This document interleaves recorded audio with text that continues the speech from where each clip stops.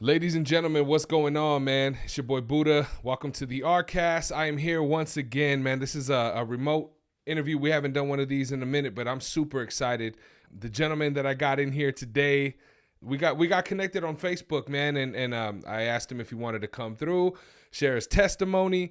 He was like, "Yo, dude, let's do it." And I gotta show you guys.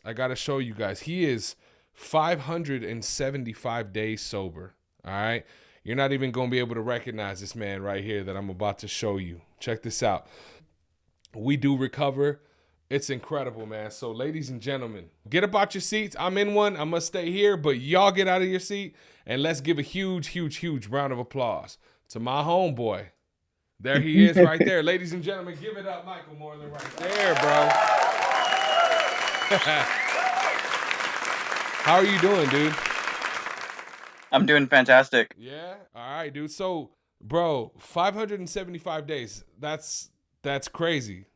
That's crazy. Congratulations. Thank you. I appreciate it.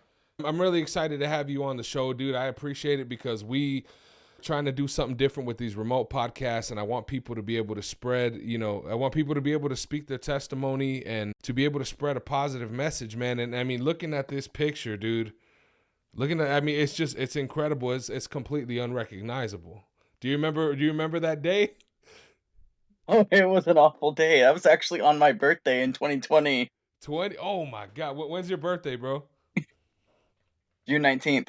June 19th. Okay, so you're in the middle of COVID, right? Like the worst time period in the world, and you're over there just trying to survive. That's crazy. That was actually a mugshot. Oh. Yeah, no, I'm thinking about that time period on your birthday, what you must have been going through. That's nuts, dude. And I mean, to see where you're at now, it's truly incredible. What have you been up to? Well, as of right now, I went back to high school to get my diploma. Good for you.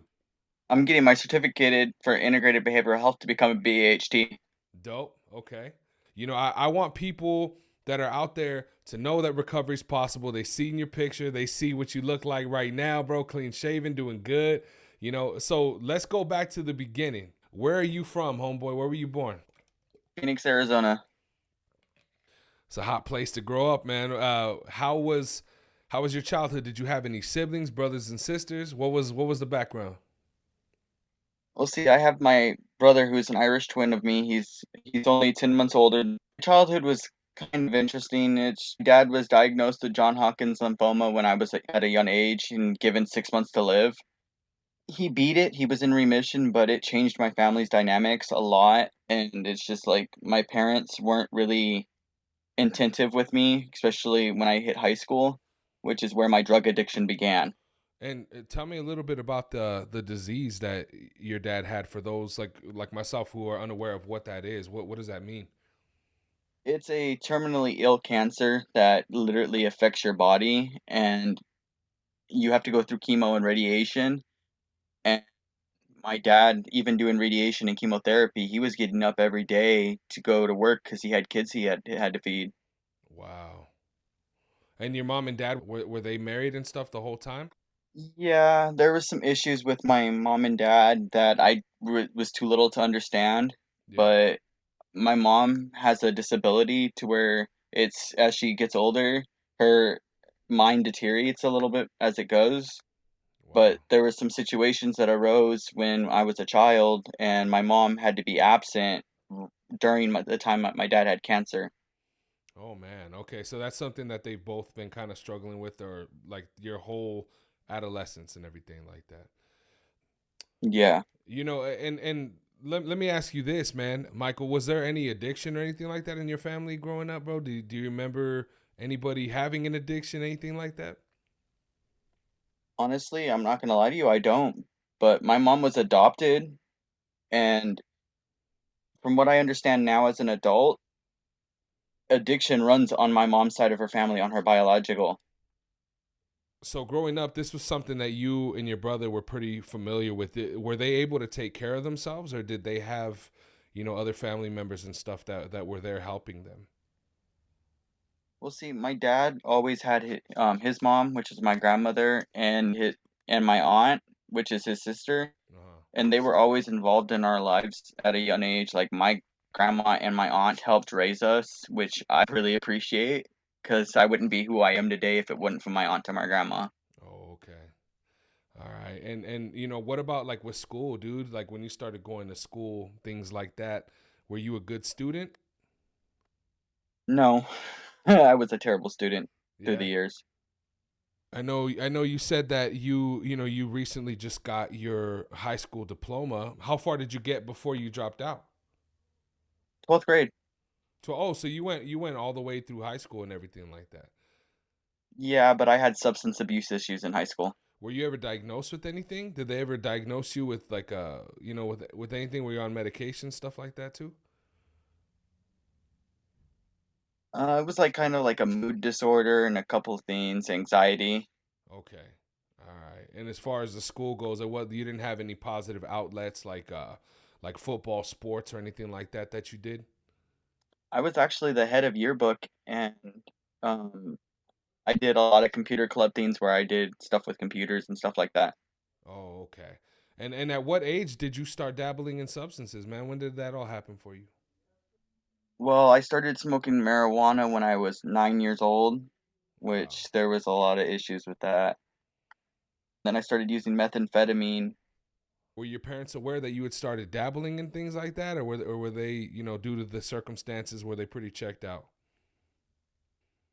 They weren't aware of the situation of me smoking marijuana until I was like 12 years old.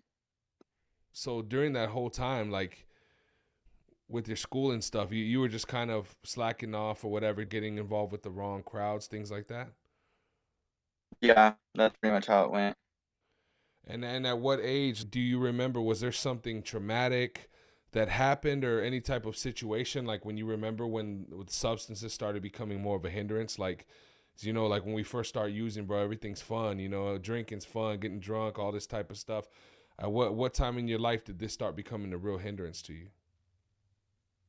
Well, see, it would have been my freshman year in high school. I was drinking really heavily. Like I would have handles of liquor a night with my buddy at a fire, and it just progressed to where I was going to school drunk. Okay. Going to school drunk, and did you get in trouble for that too? Like when you were at the school, did they ever catch you? Well, I was one of those people who knew how to hide their issues with substances really well. Oh, okay.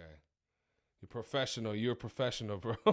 And like, what ended up happening, brother, like after school when you ended up dropping out, stuff like that. What was the circumstances with that? Were you working? Let us know a little bit about that. Well, I worked at McDonald's for a little bit, and then I met my ex-girlfriend who um it's just things progressed to where I stopped talking to my family and started picking up a meth habit way worse. Mm. Me and my ex-girlfriend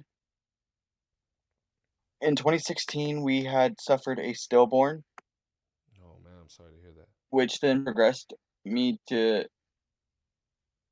start drinking a lot more. It got really bad, and then I was using meth a lot more. And then 2017 we suffered another stillborn, made it go a little bit more after that, and then in 2018 our son was born alive and died 9 days later. Oh The my day that God. my son died, I put a needle in my arm. Oh my God, man. I'm so sorry to hear that. So you guys experienced so much loss in that little bit of time. And did that relationship that you had, going through all of that trauma and experiencing that type of loss with another person, was that kind of one of the reasons why you guys had separated? I'm guessing that you hear so much people that go through things like that. It just puts like such a huge weight on the relationship and with everything. You know what I mean? Yeah, well, see, the relationship actually ended in 2022 before I went to the ARC because of substance issues, and I was done. I was done being an addict. I needed to go get help, and she wasn't willing to go and get help. Wow. So experiencing that, with your girlfriend at the time, two losses, and then finally giving birth and losing your son at 9 days. Which by the way, I'm so sorry that you guys had to go through that, man. looking at the mugshot, dude, in that picture, you know, that you have, it's like, I'm guessing the type of lifestyle you were living at that time, you know, was really dark. And I'm sure with every loss, it just got a level darker and a level darker, right? What was the thought for you, man? Like when did things start changing to that point where you were actually like, hey, I need to do something about this. Like I need to change my life. How did that moment hit you? Where were you at? Do you remember? I do. I remember it like clear as day. I was on the streets. I had just suffered 12 overdoses back to back to back to back. Oh my God, bro. Me and my aunt were arguing, and she slammed on her brakes when we were screaming because I just yelled at her and told her to stop. It got to a point to where I wasn't wearing a seatbelt. That was my bad, and I flew into her windshield, and I cracked her windshield. And I'm like, am I really doing this to myself to where I have to argue with the person who raised me and try to justify my actions when I can't justify anything that I was doing? I was out there killing myself every single day and killing my family and my loved ones, and that's just not right. Man. And up until that point, you had never had those types of thoughts ever. Like, what about growing up? Did you ever have any sense of faith or anything like that, man? I grew up in a Catholic household. I was an altar boy, so I Me too, dog. my faith was shaken when I was in high school. Yeah. So I mean, you're in the car, you're having this argument. I'm guessing, man. I mean, you said you were out there in the streets. Was there a time in your life where you were just completely homeless too, just living out there? I was 5 years on the streets. 5 years on the streets, and all of this happened. Was this all happening simultaneously with the loss that you guys had, or was this after? This was after. This was so in 2018, that's when I decided to start using needles and rigs. I picked up a because I was getting misdemeanors and stuff like that, but then I picked up a felony case in 2020 where I served time, where I literally all of 2021 I was incarcerated, and I got out in February of 2022, was sober for 2 months, relapsed, and then that's when me and my aunt started having issues, and we got into that argument somewhere around July of 2022. Oh man. So okay. So it was just that moment of like disparity of like, you know, man, I'm at my wits end pretty much. It's like a moment you were crying out. You know what I'm saying? That's like one of the most powerful moments in your life. Was it hard for you once you had that thought in your head to enter over here at ARC? Like, was it an easy decision? Were you 100% done, or were you still a little bit reluctant? Once I actually got into the detox center here at Calvary, and then they sent me to the Ark, that was a moment of clarity where I was done. Because a week before I went to the Calvary to get clean, I went to Vogue, and they sent me to Crossroads, and I walked out. I'm gonna be honest, I walked out. Yeah. There was issues with another patient, and I had to walk out. And I finally 3 days later after I walked out of Crossroads, I went to Calvary, and then a case manager, and I won't forget his name. His name was Sean. He's like, "I wanna send you to Tucson. I wanna send you to the Ark. Get you out of Phoenix. You work on yourself." What ended up, if you don't mind me asking, brother, what happened to your parents? Are they both still around? Yes, my mom right now is in the hospital dealing with some medical issues, and my dad is got some issues of going on with himself, but they're still around. Oh, okay. All right. So I guess the reason why I was asking that was just because I didn't know how the relationships in your life, how they were at that time, you know, right before you came in and really started taking the recovery seriously. Other than your aunt, did you have any communication with your parents, or were you just completely cut off from your family? I was completely cut off in a way, like, a lot of my family members didn't really have hope. They thought I was gonna die out on the streets. Like, I some Yeah. hurtful things were said against me right when I went into recovery that I still remember, but, I gotta remember the person I was, the person I did, and the things I did. I have to re earn that respect that I lost, that I took away from my family. Yeah. Yeah.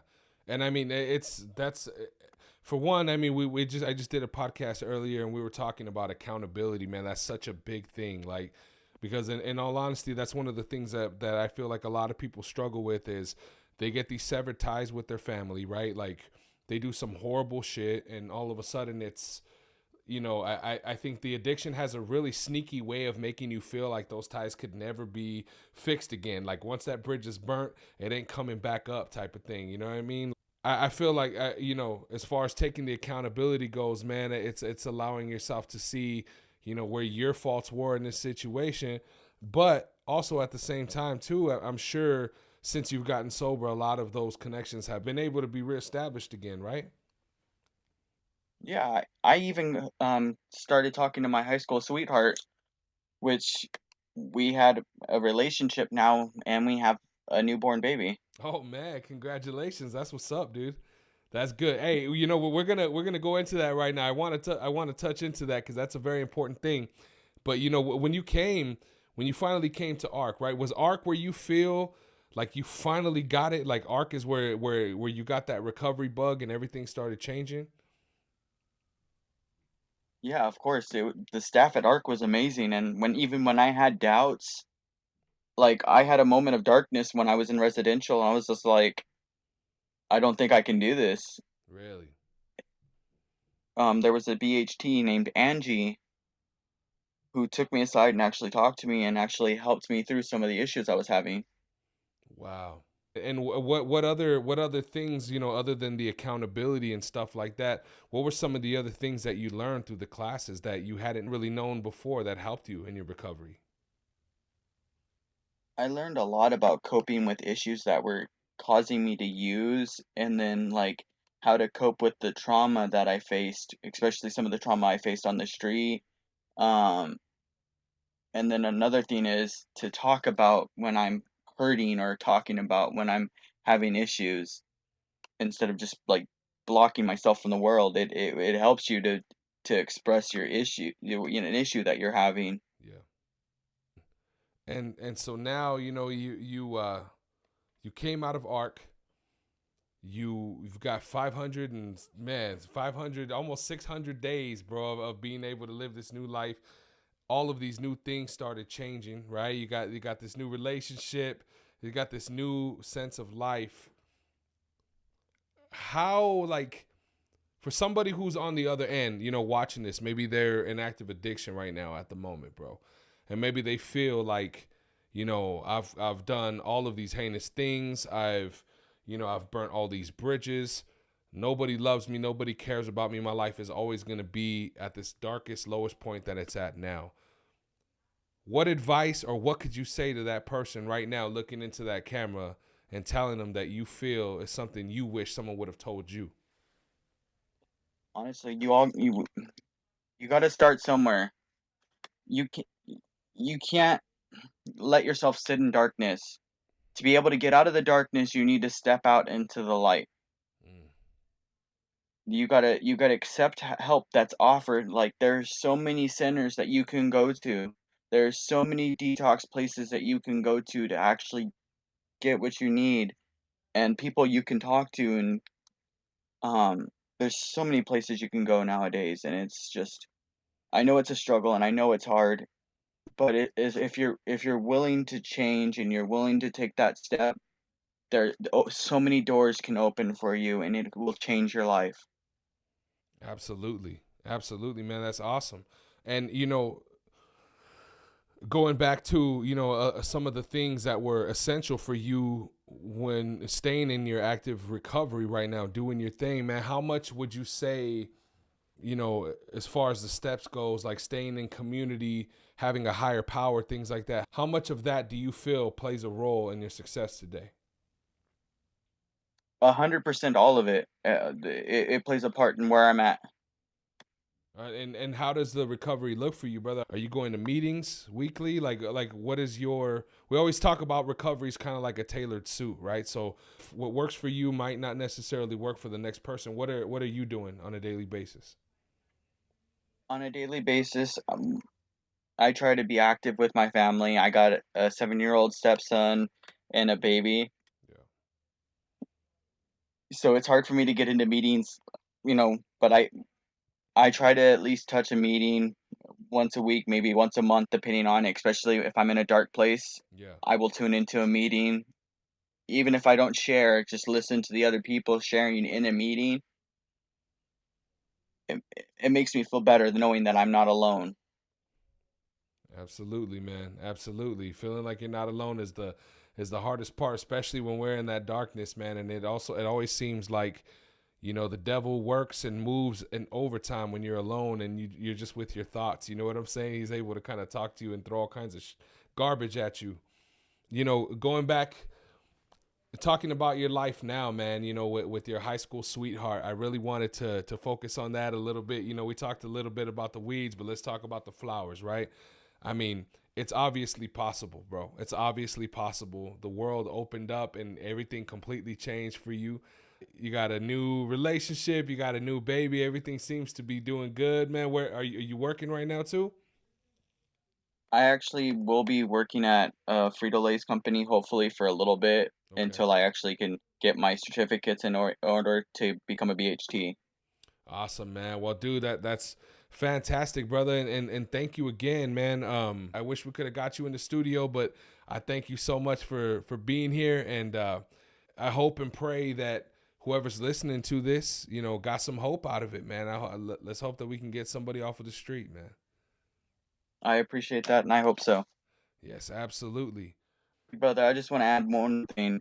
You know, if you're struggling with a fentanyl addiction, there are too many people dying and from a fentanyl overdoses. The death toll is really high, and if you're struggling with fentanyl, please seek help. We don't need to add more people to the death toll. Absolutely, man, and also one more thing on that too is we've had a few people come in from the community talking about that they're out there doing outreach. They're offering Narcan, free Narcan to people, different things like that. Make sure trying to get off of it, man, but don't ever feel any shame of guilt if you have to take some of that Narcan or whatever it may be. But seriously, it's taken so many lives. We've lost so many people. When we first started here, man, it was maybe alcohol, cocaine, opiates were there with a sprinkle of fentanyl every now and then, and now it's completely opposite, man. So something's got to change. Yeah. Well, Michael, brother, I want to thank you again, dog, for coming on and speaking a little bit about your testimony, ladies and gentlemen. I'm gonna go press this button real quick. You give it up to my brother Michael, and for everyone else who's watching this right now, I hope you guys got something from it. I thank my brother so much for coming on. Hopefully we can get you in here for a part 2 pretty soon, man, and maybe, fill us in a little bit on how everything else is going, man. Maybe you can come over here and work or something, dog. We'll see what's up. Let me know, dude, when you're ready, and we'll put your name on top That's of that plans in the pile. works. All right, brother. Well, you have a fantastic day. And to all of the listeners as well, you guys have a You too. fantastic day, man.